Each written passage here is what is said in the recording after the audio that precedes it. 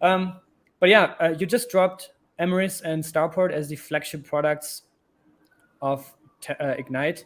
Can you expand a little bit more on these two products? Maybe we can start with Emeris, because I think there's a public launch that is around the corner. So maybe you can expand a little bit on that and tell us what the hottest and latest is on Emeris. And then later we can talk about Starport. Okay, yeah, so Emeris, public launch. I think the last time we communicated publicly about a launch on Emeris, it was spring of this year, right? It's getting closer, right? Spring ends a couple of months from now. It's looking like we're gonna need a little bit more time for this launch. It's looking more like Q3 at this point, but I can go into what Emeris provides now and what it plans on providing in the future, right? So Emeris, as it was created and launched roughly 1 year ago, okay, a little bit less than 1 year ago, it was designed for two purposes, right? First of all, with the Gravity DEX, which we helped create in collaboration with bHarvest, is a DEX on the Cosmos Hub, right? The Gravity DEX, as of like a week ago or so, has now migrated onto its own chain called Crescent. So that was the first reason for Emeris, right? The second reason for Emeris was we saw that there was a need for a product that facilitated IBC token transfers, right?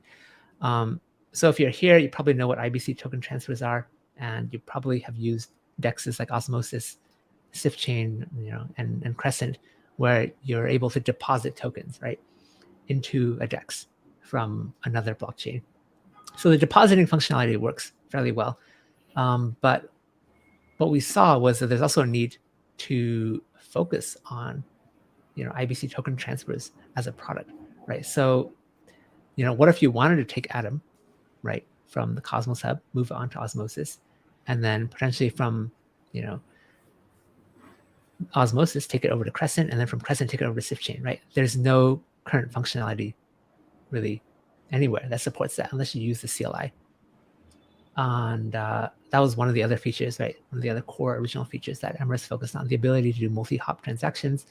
But beyond that, also to help you unwind your multi-hop transactions, right? Because otherwise it can get very messy really quickly. I'll get a little bit technical here because it's fairly important. But the idea is... Yeah, I think that's fair. I just had Jay Kwon on last week, and he went really technical for like half an hour. So I think it's fair if you go technical. And I think there's a lot of like tech people in the audience, so feel free. Yeah, so the issue is that a token, right, that's moved from one chain to another, let's say an Atom on Osmosis that's moved on to Crescent, is not an Atom anymore. It's actually like an Atom from Osmosis.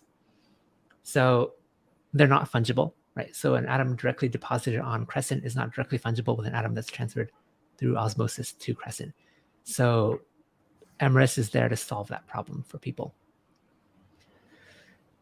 Those are the original two features. Over the course of the last few months, we've been working on several different things that are things that people have been requesting, but also things that are needed in the ecosystem. So we did a soft launch, actually, of the staking feature over the last few days. So you're able to stake with the majority of the networks that Emeris supports right now. And many of these are not supported on Kepler. So if you want to try it out, with, let's say, your Loom tokens or something else, you should give it a shot. It's integrated 12 more chains as well since the start of this year. And what's coming up, right? So the browser extension wallet is still coming up. That's what's meant for Q3. The DEX aggregator, which will support Crescent and Osmosis at launch, and other DEXs in the future, like SIFChain or Juno Swap, right? I think it's really cool. I tried it out earlier today, and it intelligently selects for you the best trade for you, to get you the max amount of whatever you want in the token that you're buying. I think that's really cool. That doesn't exist in Cosmos right now, and I'm really excited to have that roll out soon. What else? Airdrops tracker still being developed, as well as an earn page. So the idea of an earn page is that it lets you take a look at all the different yield opportunities available in the Cosmos ecosystem. Whether that's just staking, whether that's liquid staking, whether that's contributing to a liquidity pool, or a combination of all of these at the same time, right? That's what the earn page is meant to do for you. So you don't have to try to piece together your own investments across, let's say, 5 or 6 different UIs, but instead you could do it all through Emeris. That's the goal there. Is there also going to be a way for us to track LP positions? Because I get this question a lot, like, how do I track my LP positions? Is my impermanent loss killing my APRs? Is that also something that you're considering? Yes, that will definitely be part of the earn page, right? It's not just about showing the yield opportunities, but also showcasing, what are the risks of these yield opportunities, right? I think impermanent loss is definitely a big one that most people don't understand until you lose a bunch of tokens that you were hoping to keep around. Nice. Yeah, I think especially the airdrop tracker and this earn page that shows you all your positions across all dexes. This is something that is urgently needed. I get this question so much, especially in the last 2-3 weeks, and now with the Crescent launch, right? And like people are just losing track, including myself. I'm losing track. Yeah, we see it's a big need. Yeah. I'm losing track as well. So is there a way hang around with Osmosis and Crescent at the same time, and also SwiftChain? Like, I can't keep track. Is there a way that you can just launch this like in the next month? Well, it's one of our biggest priorities, and we've been hiring heavily for Emeris. Shout out to our recruiting team. But the Emeris team has grown considerably over the last year, but we still need more help. So if you're, have a passion for wallets, building wallets, or being a part of making them better, we have numerous roles open for Emeris. So is Emeris going to be predominantly, if you were to describe it in one word, is it a wallet?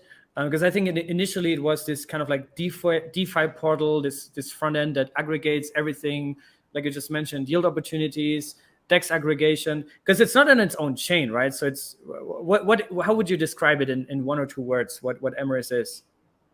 So Emeris is a way for you to manage your personal wallet, your own wallet that you custody, and use it in a way, leverage your assets in a way that's more similar to a centralized exchange, right? So that's the trade-off that Emeris makes, the unique trade-off, right? It's meant to be the most usable way to access your assets while, not custodying them for you in any way.